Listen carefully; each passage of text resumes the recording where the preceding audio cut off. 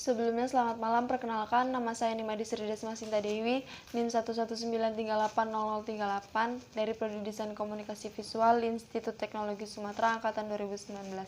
Di video kali ini saya akan menjawab 2 pertanyaan dari tugas manajemen desain. Soal pertama, jelaskan rencana Anda di 3 bulan pertama apabila Anda dipercayai untuk membangun sebuah bisnis. Apabila dipercayai untuk membangun sebuah bisnis, saya memilih untuk membangun bisnis di bidang studio animasi. Dan rencana saya di bulan pertama yaitu dengan memenuhi kebutuhan peralatan di perusahaan seperti membeli Wacom dan melengkapi fasilitas perusahaan agar berjalan dengan lancar. Di bulan kedua, saya akan menentukan proyek yang akan dibuat. Dan di bulan ketiga, saya akan memulai melakukan promosi di berbagai media dan mulai memasarkan produk yang akan dan menjalankan proyek selanjutnya. Yang soal kedua, apa yang akan Anda lakukan agar dapat memaksimalkan seluruh sumber daya manusia, modal, dan ruangan yang Anda miliki? Untuk memaksimalkan sumber daya manusia yang saya lakukan adalah sumber daya manusia harus diseleksi dengan baik sebelum dinyatakan diterima untuk bergabung dengan perusahaan dan yang kriterianya memenuhi harapan perusahaan, dan akan dipanggil untuk melakukan sejumlah tes secara tertulis maupun wawancara atau proses uji seleksi lainnya sebelum karyawan tersebut diterima. Setelah karyawan diterima, perlu adanya orientasi, pelatihan, dan pengembangan, seperti memberikan informasi yang ideal untuk menumbuhkan interaksi yang baik kepada semua pihak dan perusahaan, lalu dengan pelatihan seperti pembelajaran untuk mendapatkan keahlian, pengaturan, konsep atau sikap yang mampu meningkatkan kinerja. Dan untuk pembangunan sendiri dengan peningkatan kemampuan pegawai yang dilakukan di lingkungan kerja dengan cara mentoring. Selanjutnya harus diterapkan evaluasi untuk membandingkan kinerja karyawan dalam satu periode terhadap kesepakatan yang telah ditentukan bersama. Dan untuk memaksimalkan modal yang dimiliki dengan cara merekrut karyawan yang bisa mengurus pembukuan bisnis, dapat juga dengan mengganti aset lancar, persediaan piutang, hutang pembayaran pemasok, pajak, dan pembiayaan bisnis jangka panjang. Selain itu, dapat dengan cara meramalkan tuntutan pembelian berdasarkan catatan penjualan dan menghindari membayar lebih awal dari tanggal pembayaran untuk memaksimalkan fungsi inventaris, dan ada baiknya juga memilih tidak lebih dari 1 vendor. Juga dengan mengevaluasi jalannya modal yang sudah terpakai agar tidak terjadi kesalahan dalam mengelola suatu keuangan. Untuk mengelola ruangan adalah dengan menjadikan ruang untuk pekerjaan terfokus, bisa dengan memanfaatkan ruang tersebut sebagai tempat pertemuan dan tempat untuk menjalankan bisnis apabila dibutuhkan ruang terkhusus. Soal selanjutnya, apakah cara yang Anda tempuh agar memiliki sumber daya manusia yang berguna dan memiliki keterampilan sehingga mendukung bisnis Anda? Cara yang dilakukan adalah dengan beberapa strategi seperti pengembangan pendidikan dan peningkatan keterampilan, pengetahuan, dan juga sikap. Pengembangan pendidikan dapat dilakukan dengan meningkatkan kemampuan kerja, dalam arti pengembangan yang bersifat formal dan berkaitan dengan karir mereka. Setiap karyawan membutuhkan pendidikan untuk mengatasi berbagai permasalahan pada pekerjaan mereka dengan mudah karena pendidikan mengajarkan langkah dan cara yang digunakan dalam mengatasi permasalahan tersebut. Pembinaan dapat dilakukan dengan mengatur dan membina manusia sebagai subsistem organisasi melalui program-program perencanaan dan penilaian seperti manpower planning. Dapat juga dengan meningkatkan keterampilan di bidang masing-masing seperti mendalami perannya dalam menjalankan kinerja sebagai seorang karyawan.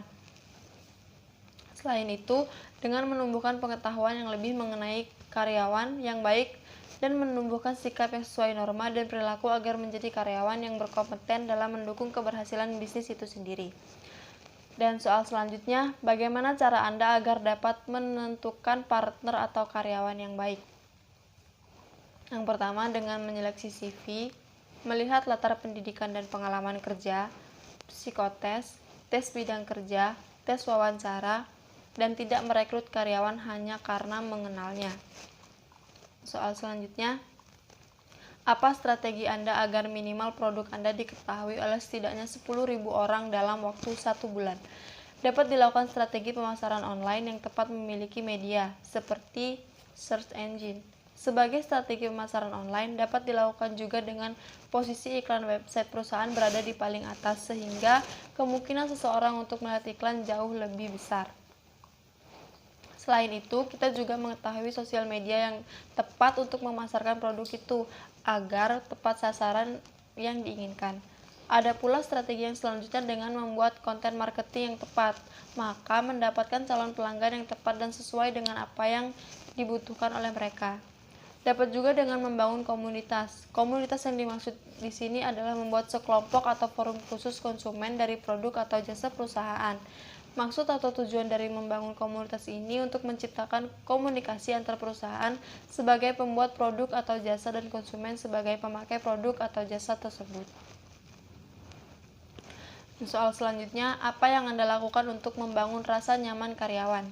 Agar karyawan merasa nyaman, dapat dengan menciptakan lingkungan kerja yang senang untuk berbagi ide dan memberi dukungan dan menetapkan goals yang realistis, menciptakan community di tempat kerja serta membebaskan karyawan dalam memilih tempat atau posisi mereka bekerja.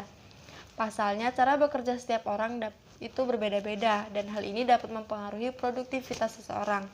Selain membebaskan posisi bekerja, dapat juga dengan mengizinkan karyawan untuk membawa hal yang ia sukai, misalnya seperti membawa tanaman, yang dapat juga membantu untuk lebih berkonsentrasi. Dapat juga dengan memberikan kesempatan pada karyawan untuk menyalurkan ide dan gagasannya. Dengan begitu, karyawan akan lebih berkontribusi dalam mengembangkan perusahaan. Hal ini juga bisa membuat karyawan merasa lebih dihargai dan membuat mereka lebih berkembang. Dan cobalah untuk mengajak karyawan untuk berbicara santai dan hargai kerja keras mereka. Selain itu, penyediaan area bermain juga bermanfaat untuk membuat karyawan seperti menyediakan tenis meja dan ruangan bersantai. Perusahaan juga sebaiknya menyediakan kamar tenang difungsikan untuk mengambil istirahat siang, beristirahat karena sakit atau sekedar mencari ketenangan. Dan yang selanjutnya, apa yang Anda lakukan untuk dapat membangun rasa hormat dari karyawan? Yang pertama, menunjukkan rasa empati kepada rekan di perusahaan, menghargai semua dukungan dan bantuan yang diberikan kepada Anda, menghormati orang-orang di sekitar dengan sikap saling menghormati dapat membangun lingkungan kerja yang sehat dan ramah. Yang selanjutnya, bersosialisasi dengan orang-orang di sekitar untuk memperluas pergaulan, bersikap sopan walaupun kepada bawahan dan tetap tegas, tidak menunjukkan sifat galak ataupun arogan. Soal yang berikutnya, apa yang Anda lakukan untuk dapat membangun sifat inisiatif karyawan? Yang pertama, lakukan lebih dari yang Anda butuhkan. Berpikir sebagai tim, bukan sebagai pekerja ataupun atasan. Berbicara dan membagi ide, percaya diri, pertimbangkan setiap peluang yang ada, selalu bersiap diri dan mempromosikan diri, dan memperbanyak bertanya. Dan soal yang berikutnya, apa yang Anda lakukan untuk dapat membangun loyalitas karyawan kepada Anda? Yang pertama, menumbuhkan rasa percaya terhadap pemimpin, menciptakan manajemen sumber daya manusia yang baik, memberikan hak karyawan seperti yang dijanjikan, berikan kendali pekerjaan pada karyawan, menciptakan suasana kerja yang nyaman. Dan soal yang selanjutnya, apa yang Anda lakukan ketika seorang karyawan melakukan kesalahan fatal yang merugikan perusahaan, namun di satu sisi, dia adalah karyawan yang memiliki rekam jejak yang baik.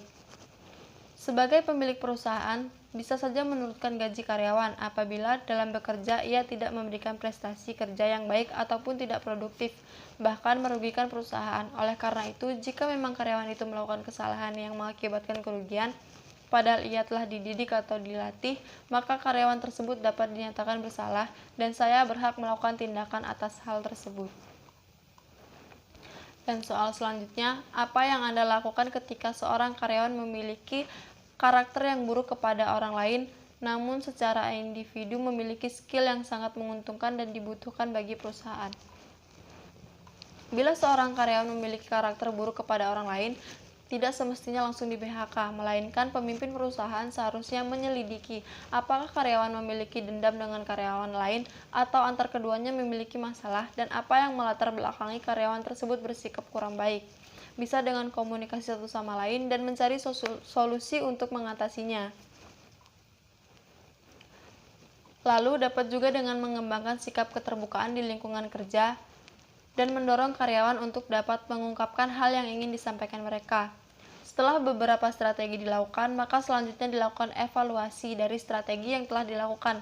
Apakah sikap karyawan tersebut dapat berubah atau tidak? Karena jika masih memiliki karakter yang buruk, maka dapat menimbulkan ketidaknyamanan dan menghambat pekerjaan walaupun seorang karyawan tersebut memiliki skill yang menguntungkan. Tetapi karakternya tidak baik dan tidak dapat diperbaiki, maka sebaiknya mengganti dengan karyawan baru, karena tidak sedikit pula karyawan baru bisa membawa keuntungan lebih dan tetap memiliki karakter yang baik demi kemajuan perusahaan. Dan soal terakhir, apakah menurut Anda ganti-ganti karyawan itu baik bagi freshman SDM? Jika iya, jelaskan. Jika tidak, bagaimana seharusnya menurut Anda? Mengganti-ganti karyawan sebagai refreshment sumber daya manusia memang perlu dilakukan di setiap perusahaan agar lebih dinamis, kreatif, dan inovatif. Pergantian ini pula dilakukan kepada karyawan yang memang kerjaannya setiap hari selalu sama atau disebut monoton, atau melainkan sudah bekerja lama dan tidak memiliki inovasi baru. Namun pergantian karyawan ini tidak semata-mata dilakukan secara bebas dan keseringan, namun harus melihat tenggat waktu, karena setiap karyawan yang baru harus melakukan adaptasi dengan perusahaan. Sekian penjelasan dari saya. Apabila ada kesalahan dan kurang lebihnya saya mohon maaf. Saya akhiri. Selamat malam dan terima kasih.